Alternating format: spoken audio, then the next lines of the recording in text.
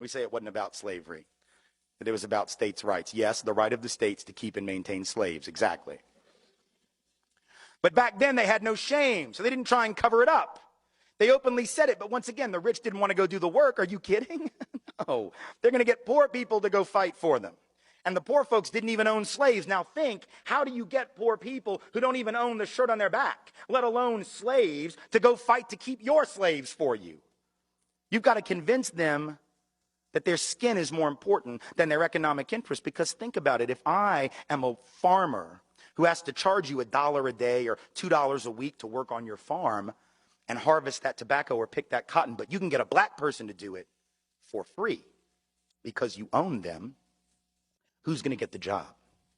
Not me. In other words, slavery actually undermined the wages and the wage base, the economic floor of the typical white working class or low income person. But they were told, if these people are freed, they're going to take your job. No, fool, they got your job. That's the point.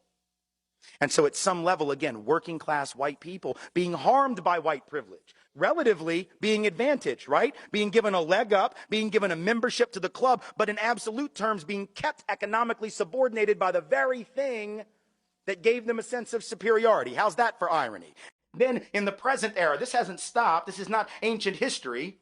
Now we have people running around insisting that we should close the border with Mexico because if we don't, the wages of working class people will continue to fall. The implication being that the only reason workers are paid like crap in this country is because the border is open.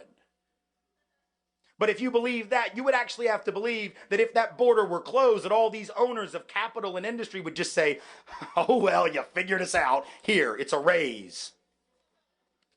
Do we really believe that the only thing keeping bosses from paying people more is the presence of low-wage, medium, semi-skilled labor from south of this artificial border? Is that really what we believe? We know that if that border is closed, it isn't going to be closed to capital. It isn't going to be closed to goods. If you have a border that can be crossed by capital looking for the highest return on investment or goods looking for the highest price, but labor is chained to its country of origin, how is that going to work to the benefit of working people? By definition, it doesn't. By definition, it immiserates the working class. Divide and conquer.